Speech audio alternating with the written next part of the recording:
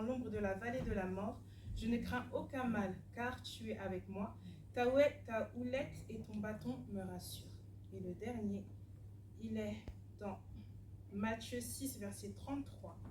Cherchez premièrement le royaume et la justice de Dieu, et toutes choses vous seront données par-dessus. Amen. Je pense que ici, tous autant que nous sommes, peut-être, je ne sais pas, mais on a peut-être eu une sorte de déception envers Dieu, qu'elle soit minime ou grande. Par exemple, tu voulais aller dans une école, tu voulais avoir un travail, tu ne l'as pas eu. Pourquoi, Seigneur? Seigneur, il y a quelque chose que tu as mis de l'argent, tu as mis de l'espoir, de l'espérance, tu dis, c'est bon, là j'ai prié pour ça, j'ai posé des actions, tu es venu à l'église, tu as fait énormément de choses, et au final, ce que tu as fait, c'était pas bon, ou même des relations, où tu as dit, dans cette relation amoureuse, amicale, familiale, je vais donner de ma personne, et en fait, tu es juste déçu. Et comme tu as mis tout cet espoir et tu as fondé ça en Dieu, en disant que c'est Dieu qui m'a envoyé là, c'est Dieu qui m'a dit de faire ça, bah écoute, non Dieu, tu m'as déçu. Vous savez, la déception, il y a un sorte de... comment je peux dire ça? Il y a deux choses qui séparent, qui t'amènent à la déception. La première chose, ça va être tes attentes. Tu vas attendre quelque chose, tu vas vouloir quelque chose. Souvent, quand on a de l'attente, souvent quand c'est des bonnes attentes, tu vas vouloir un travail. Ça va être une bonne attente. Tu dis, Seigneur, je veux ce travail. Et tu crois que Dieu a tout fait pour que tu aies ce travail. Moi, vous savez, j'ai fait de la médecine. J'ai fait mes 2 premières années de médecine. Toute ma vie, j'étais convaincue que j'allais être médecin. C'était sûr. J'étais médecin. Toute chose, comment je suis arrivée dans cette fac, comment j'ai dit, oh waouh, Dieu, tu agis. J'arrive là-bas, déception. Déception, je ne comprends pas, ça ne fonctionne pas. Mes notes, elles sont toujours pas correctes. Je me dis, Seigneur, pourquoi? Et là, boum. C'est là où le diable il va agir. Pourquoi? La déception. Tu as ouvert une porte. Tu es déçu de Dieu. Tu es déçu de Dieu, tu es blessé, tu as mal parce que Dieu a fait ceci, parce que Dieu a fait cela, ou Dieu n'a pas fait ceci, Dieu n'a pas fait cela. Ok. Est-ce que tu as tendu l'oreille? Est-ce que Dieu t'a parlé? Et même, quand bien même Dieu t'a emmené là-bas et qu'il y a eu une déception, n'est-ce pas pour la gloire de Dieu? Qui est-ce qui nous pousse à être déçus? Pourquoi on est déçu? Parce que ce sont nos attentes. Nos attentes nous poussent à la déception. Tes attentes ne sont pas forcément celles de Dieu. Ou ce que tu vois n'est pas forcément le témoignage que tu rendras. Amen. Ce que tu vois, tu dis, oula, c'est quoi ça? Je suis arrivée là, j'ai fait ceci, j'ai fait cela. Moi, j'ai fait médecine. Maintenant, tout le monde sait que j'ai fait médecine, je finis pas médecin. C'est quoi le témoignage, Seigneur? C'est quoi? Tu veux que je sois quoi? Les gens, ils disent quoi? Elle a échoué, elle est nulle. Non. Regarde avec les yeux de Dieu. Et c'est là où je parle de paix. Pourquoi? Parce que ta paix, elle est troublée. Oh Seigneur, j'ai pas de travail. Là où je voulais aller, c'est pas bon. C'est bon, moi. Tu es à la maison, tu stresses, l'angoisse, les peurs. Je peux pas faire ceci, je peux pas faire cela. Ok, dans tout ce processus où tu perds du temps, où tu stresses, où tu pleures, qui s'occupe du royaume de Dieu? Il a dit, attendez, je vais vous relire le verset. Hein. Dieu a dit dans Matthieu 6, cherchez premièrement le royaume et la justice de Dieu. Dieu n'a pas dit cherche le travail qui va te payer bien. Dieu n'a pas dit cherche les études qui vont t'emmener des gros diplômes. Dieu n'a pas dit fais ceci, Dieu n'a pas dit fais cela. Dieu a dit cherchons d'abord son royaume. Qu'est-ce que c'est que son royaume? Qu'est-ce que c'est que son royaume?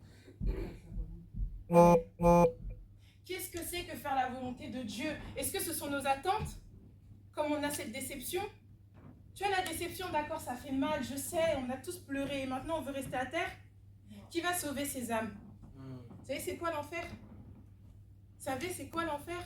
Quand tu as ton collègue qui est musulman, que tu n'as jamais parlé de Dieu. Un jour, j'ai vu une vidéo, il y a un frère qui m'a parlé de cette vidéo aussi il n'y a pas longtemps, où on disait, quand il y a Jésus qui va revenir, et tu as des gens qui étaient là, qui te regardent, toi, chrétien, qui monte, et tu dis, pourquoi tu ne m'as pas parlé de Jésus?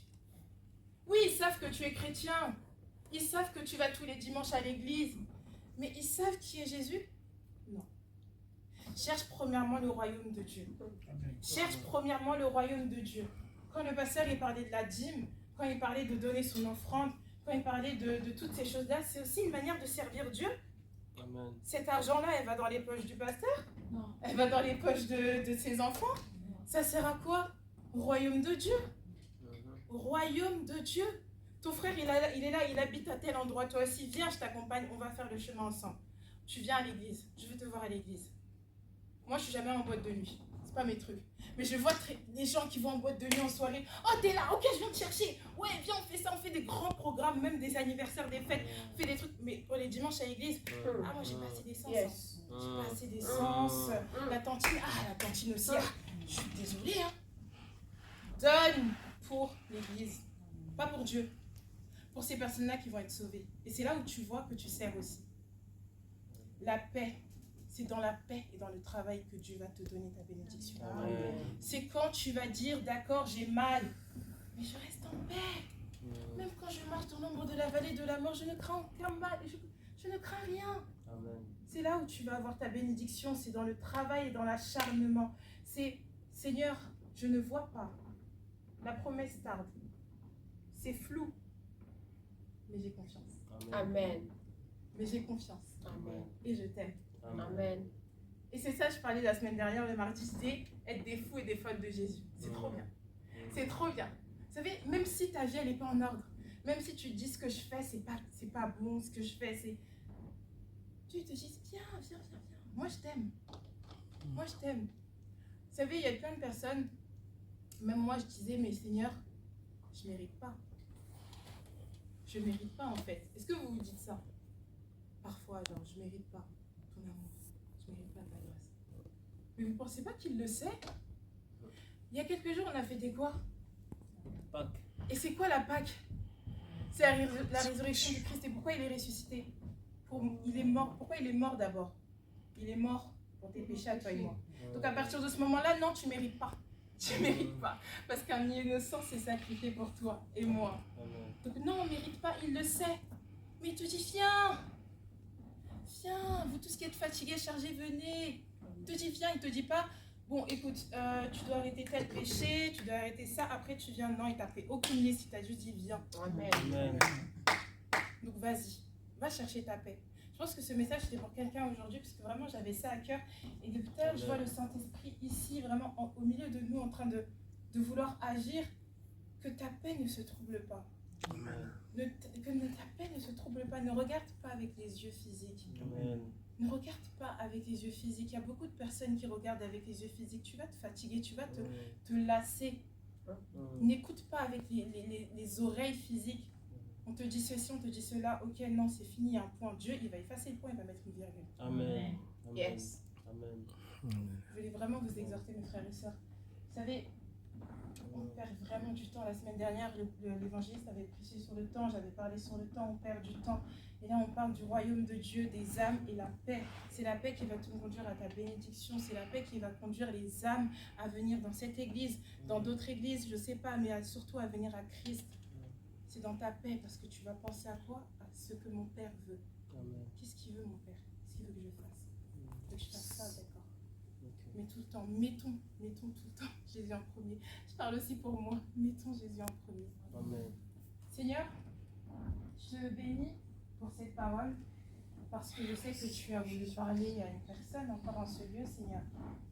Père, merci parce que tu m'as utilisé. Merci pour ton amour, merci pour ta grâce. Et merci pour la paix, Seigneur Père, que tu mets en ce lieu dans les cœurs de tous. Seigneur, que ton esprit descende là maintenant, qu'il vienne toucher chacun d'entre nous, Seigneur, ici. Que ton esprit vienne ici et qu'il fasse le travail dont chaque cœur a besoin. Seigneur, je ne sais pas pourquoi cette personne pleure la nuit. Je ne sais pas pourquoi elle est troublée, je ne sais pas pourquoi elle n'arrive pas à sortir de chez elle. Je ne sais pas ce qui trouble son cœur, mais Seigneur, je sais simplement une chose. C'est que toi, tu es mort pour cette personne. Et tu lui as dit, viens. Et je veux que cette personne fasse ce premier pas et qu'elle vienne vers toi. Et que, Seigneur, Père, toi, tu puisses vraiment remplir son cœur de paix, Seigneur.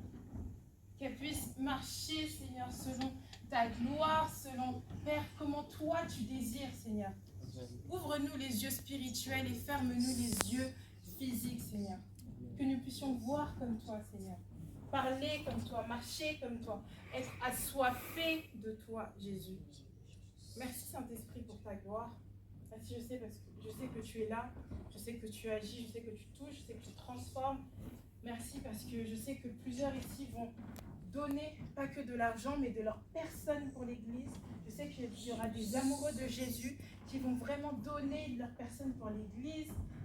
Moi de même, Seigneur, aide-moi à être, Seigneur Père, cette personne qui va donner pour toi. Aide-moi à ne plus chercher d'excuses, aide-moi à marcher selon toi. Aide-moi, Seigneur, à te refléter, Seigneur. Merci, Papa, pour toutes choses. J'ai ainsi prié dans le nom puissant du Seigneur Jésus-Christ. Amen. Amen.